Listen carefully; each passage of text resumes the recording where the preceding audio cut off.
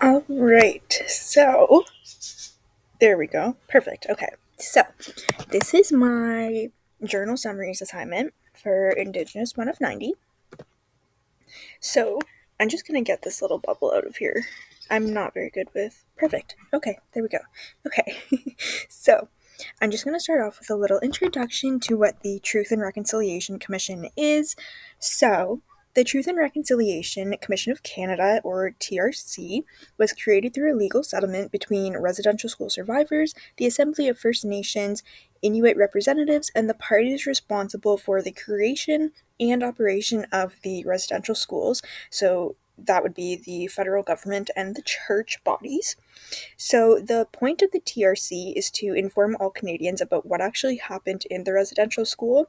So, they documented the truth of the survivors, their families, communities, and anyone who was personally affected by the residential school experience. The TRC carried out extensive research, including hearing from the residential school survivors, their families again, members of their communities, and the former staff of residential schools. So they actually spent 6 years traveling to all parts of Canada to hear from the Aboriginal people who had been taken from their families as children and placed for much of their childhood in these residential schools. However, as they were doing that, they recognized that a lot of the survivors were elderly, which meant that they needed to move as quick as they could to receive statements from anyone who was affected.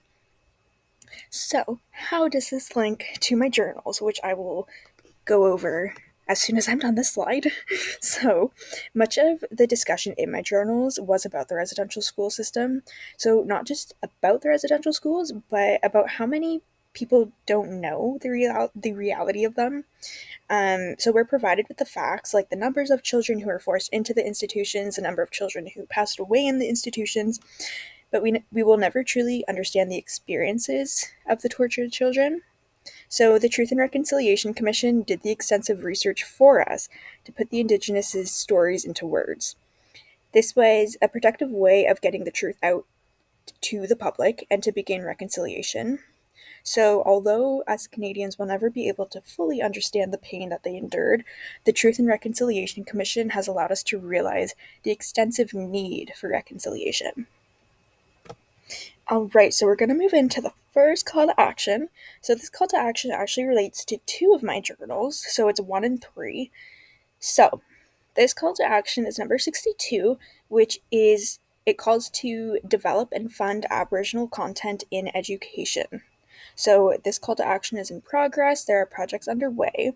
So currently, all provinces and territories have the history of residential schools in their curriculum, but it's not mandatory. So the call to action is they're calling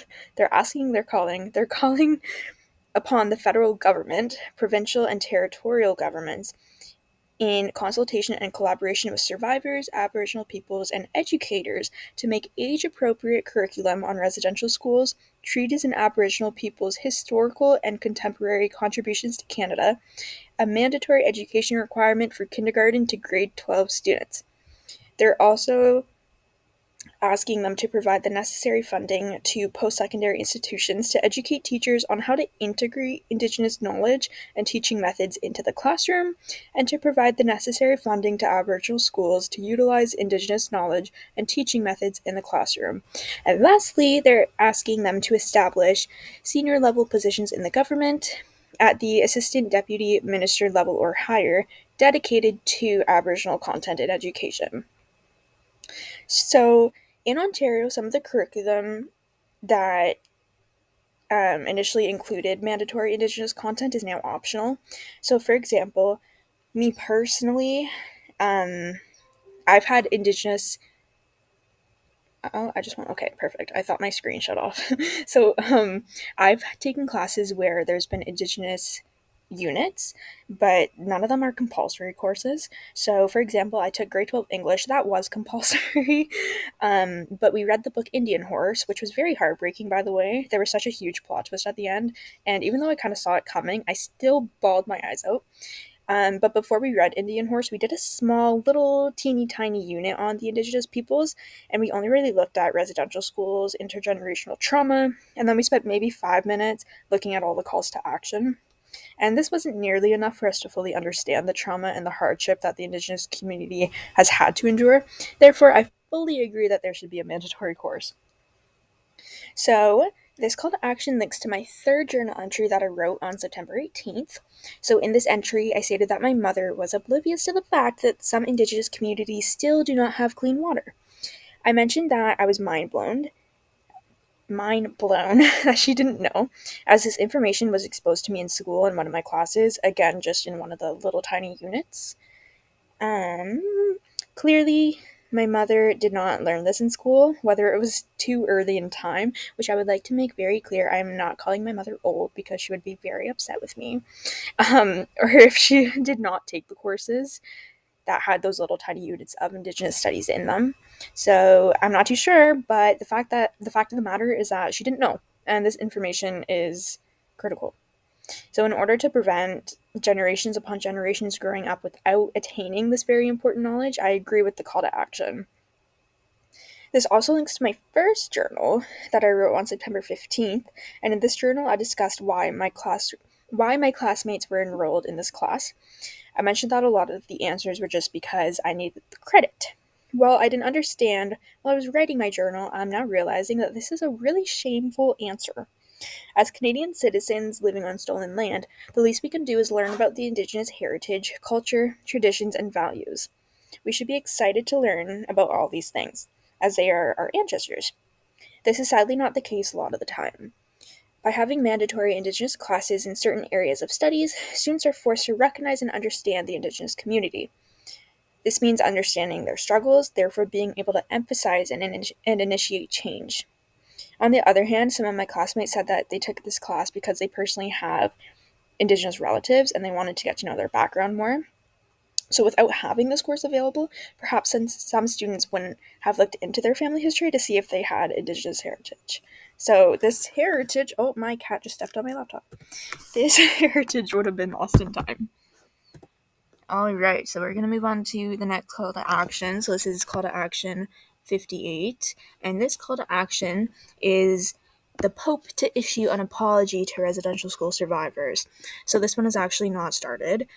So, this call to action states the following. We call upon the Pope to issue an apology to survivors, their families, and communities for the Roman Catholic Church's role in the spiritual, cultural, emotional, physical, and sexual abuse of First Nations, Inuits, and Métis children in the Catholic-run residential schools. We call for that apology to be similar to the 2010 apology issued to Irish victims of abuse and to occur within 1 year of the issuing of this report and to be delivered by the Pope in Canada. So, in September of 2021, the Canadian Conference of Catholic Bishops issued a public apology to Indigenous people in Canada for their suffering experienced at residential schools. However, the Pope has not apologized yet. It was announced in June of 2018, nice, 2018, as in 2018, the Vatican said that Pope Francis would not issue an apology to survivors and their families. So, this relates to my 8th journal, which I wrote on November 9th of this year. In this journal, I discussed some facts about the residential school system that blew my mind. So, for example, 150,000 Indigenous individuals were forcibly enrolled in these schools, and 4,000 of these children, 4,000 of these children they passed away. So, the sexual abuse was a reminder that their culture was forbidden, and the federal government also believed that it was their duty to educate the Indigenous, as they believed that the only way to do this was to make them adopt white settler customs. So those facts alone anger me, and this is only the beginning of what the Indigenous had to endure, and still do endure to this day through intergenerational trauma. So the least that the Pope can do is extend an apology. If this apology does not come this month like the Vatican said it would, I strongly believe that there will be a severely upset society. Another thing that I just want to throw out there, food for thought, why is this apology taking so long? The last residential school closed in 1996, which was 25 years ago. So is the Pope that heartless? I believe that the Indigenous should receive an explanation regarding why this apology has taken too long, this long, along with the apology. Alright, we're going to move on to call to action number 28, which relates to my 7th journal. So this call to action is require all law students to take a course in Aboriginal people and the law. So this is sort of similar to my first, but I'm going to highlight different things. So this one is in progress. There are projects that have been proposed already. So this one is calling for mandatory Indigenous classes, which would include the history and legacy of residential schools, the United Nations Declaration on the Rights of Indigenous Peoples, treaties on Aboriginal rights, Indigenous law, and Aboriginal Crown relations. This will require skill-based training in intercultural competency, conflict resolution, human rights, and anti-racism. So in my 7th journal, I discussed Indigenous self-governance. This is the most relevant to this call to action, as a lot of the Indigenous issues are often ignored by the government. So the focus of this call to action is to have law students take an Indigenous course.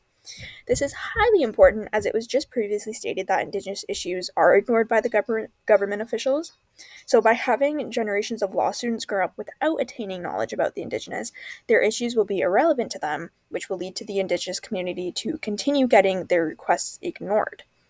These law students are the future of politics, therefore they must be educated about all Canadian citizens, not just the settlers. By taking Indigenous courses, law students will attain more knowledge regarding Indigenous needs and then will hopefully implement policies to help them. Without these mandatory courses, especially in this field of study, the opposite will occur. Hopefully, these courses that the law students will be made to take include information about how the Indigenous wish to adhere to their own laws, as the Indigenous community was present prior to the arrival of white settlers. With this in mind, I hope that when the law students eventually enter the workforce, they are able to make such requests happen. Alright, we are going to move on to Call to Action 80. So this one is establish a National Day for Truth and Reconciliation as a statutory holiday. And so sorry, my cat is meowing and sitting on me. Alright, so this call to action is completed actually. And the call to action is, we call upon the federal government in collaboration with Aboriginal peoples to establish, as a statutory holiday, a National Day for Truth and Reconciliation to honor survivors, their families, and communities, and ensure that public commemoration of the history and legacy of residential schools remain a vital component of the reconciliation process. So, on June 3rd of 2021, a bill established September 30th as a National Day for Truth and Reconciliation. Statutory holiday received royal assent. So, in August of 2018, Prime Minister Justin Trudeau announced his government would declare a federal statutory holiday to fulfill this call to action that the process was underway. So this specifically related to my dog is coming, to my 6th journal, which I composed on the 29th of September. So in this journal, I reviewed the icebreaker we did in class, which proposed the question, what do you believe that the general public should know about the Indigenous community? I said that someone mentioned it was Orange Shirt Day. We wore our orange shirts, by the way, on the 29th. Which was a day early because that's when our lecture was. I then discussed the story behind the orange shirts, which, to summarize, a little girl received an orange shirt, but it was taken away when she entered the residential school system. She never saw that shirt again. So, as previously mentioned, the National Day for Truth and Reconciliation is now a statutory holiday on September 30th every year, which is the same day as Orange Shirt Day. So having Orange Shirt Day and this new statutory holiday on the same day is iconic, as we now have symbolism, the orange shirts, to apply to the meaning. The point of this holiday is to honor survivors, their families, and communities, and to ensure that public commemoration of the history and legacy of residential schools remains a vital component of the reconciliation process. To show our honor, we are able to wear orange shirts on the same day. So these two events are tightly linked, and therefore it makes sense that they are on the same day. Alright, both of my dogs are now in my face. I'm so sorry. Alright, so we are now moving on to call to action 82, which is commission and install a residential school monument in each capital city. So this one is in progress. There are projects proposed, and the call to action is: we call upon the provincial and territorial governments, in collaboration with survivors and their organizations and other parties to the settlement agreement, to commission and install a publicly accessible, highly visible residential school monument in each capital city to honor survivors and all children who were lost to their families and communities. So, no provincial or territorial government has commissioned and installed a residential school monument, though some of them have made plans to do so. So in November 2012, an 11-meter memorial totem pole was erected in downtown Whitehorse, and each wood chip from this totem represented a life affected by residential schools. This wasn't enough, though, to explain the significance of the totem.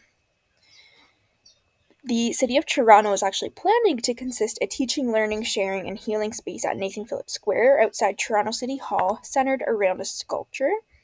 However, many other capital cities and communities plan to build memorial monuments, but they haven't done so yet.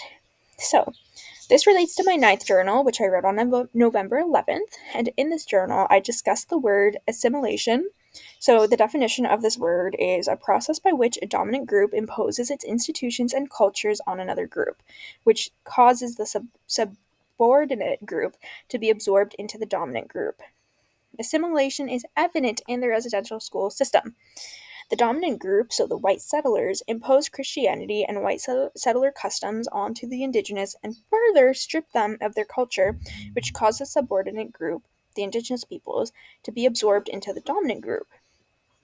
The example I provided was when the children went home for their short summer breaks, and when they went home for their breaks, a lot of the children weren't able to communicate with their families as they were no longer fluent in their mother tongues. The white settlers had imposed their culture and language on them already.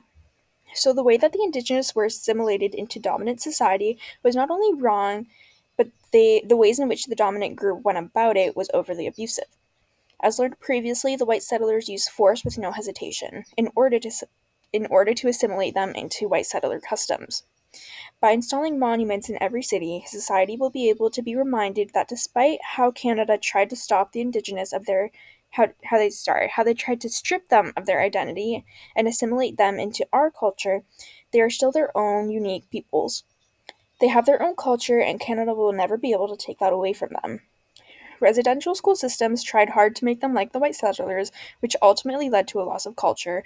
However, it must be acknowledged on the daily that this culture is uniquely theirs. We cannot assimilate them. They do not deserve to be assimilated. Great. Call to action number 1, actually, which is to reduce the number of Aboriginal people in care.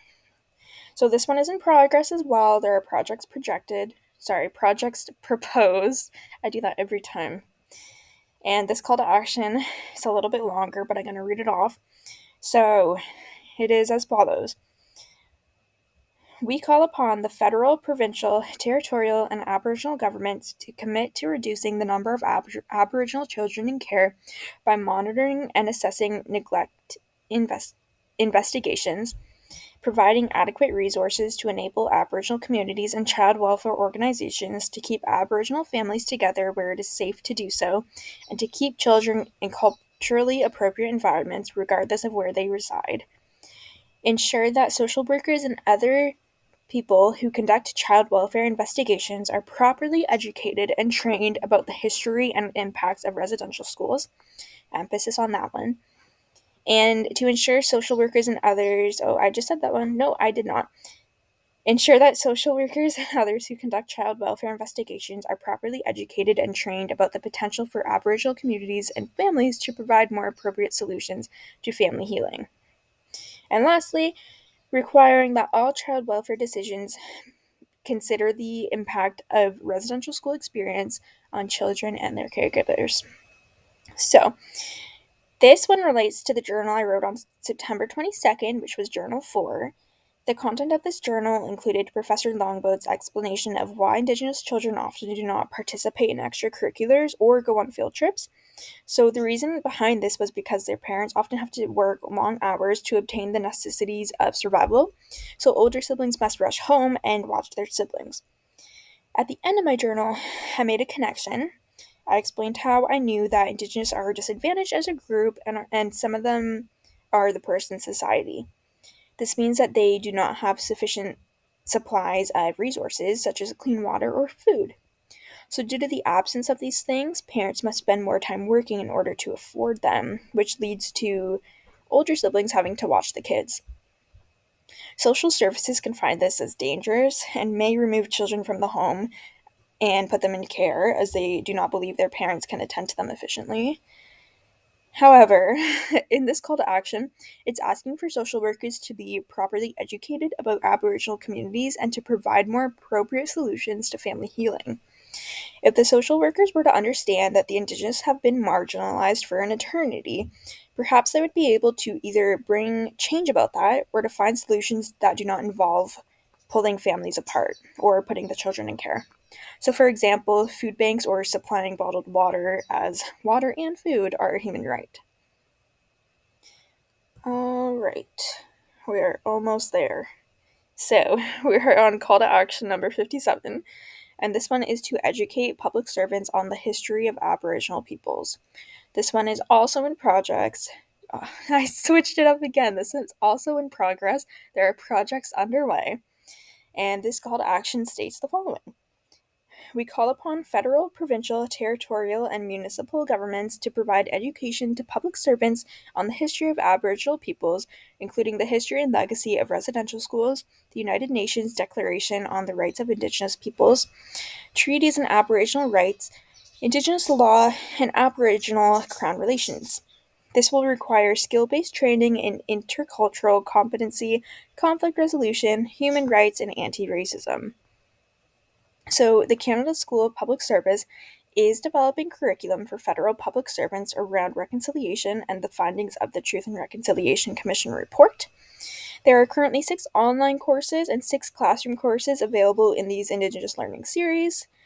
These include courses on treaties and self-government agreements. The public servants in the Northwest Territories and Ontario are required to receive Indigenous cultural awareness training.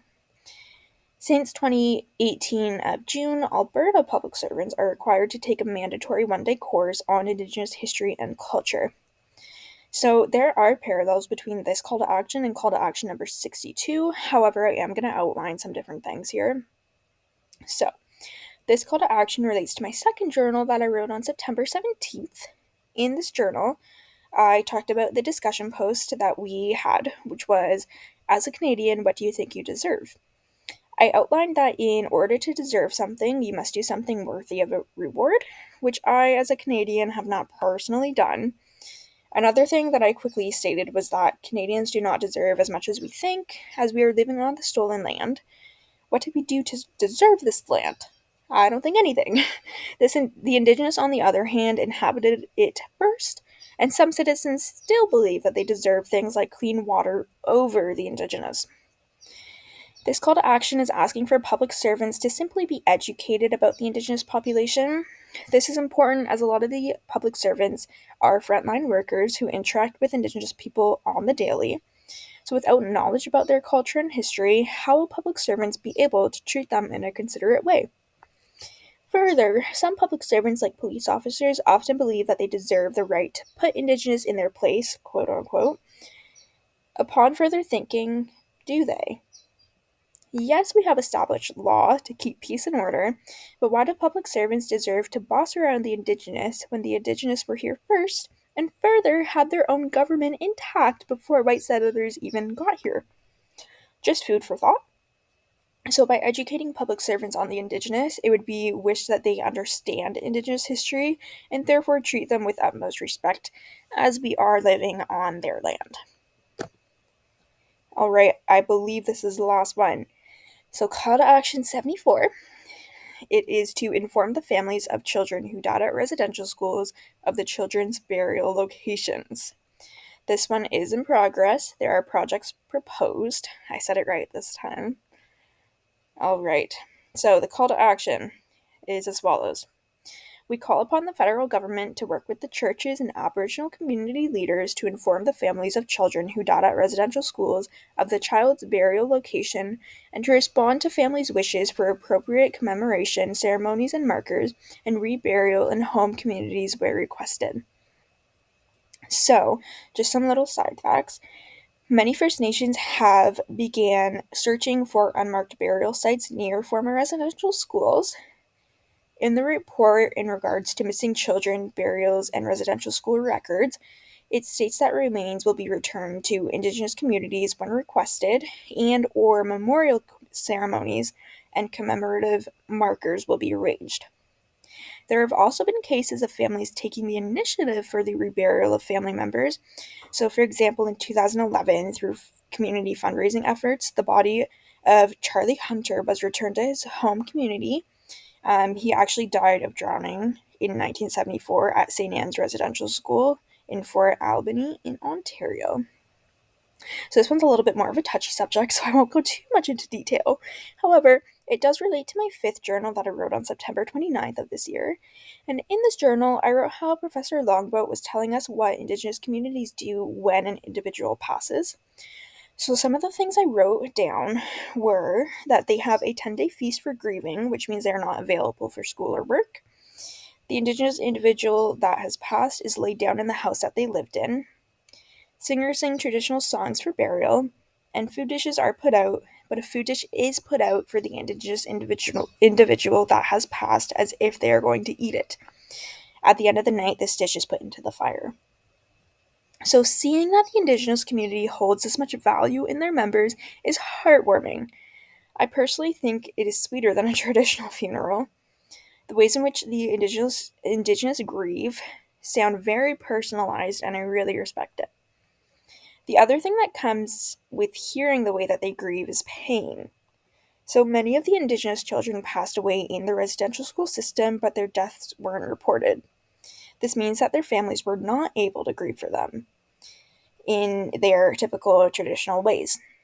This is absolutely detrimental because, as previously stated, the Indigenous hold a lot of value in family. To further prove this point, it was stated in the call to action that there are cases of families, again, taking initiative of the reburial of family members who passed away in the residential school system. I believe that this call to action needs to be pursued as it could provoke an opportunity for families to grieve in the ways that they wish. Whether this entails reburial, singing traditional songs, or more, the Indigenous community deserves to mourn their lost children in the ways that Longboat said that they do. Alright, I believe that is it. There's my bibliography. Thanks for hanging around. I know that this was probably a little bit long, but yeah, thanks so much. Now to figure out how to stop this. I'm not sure how to stop this actually. Let's see.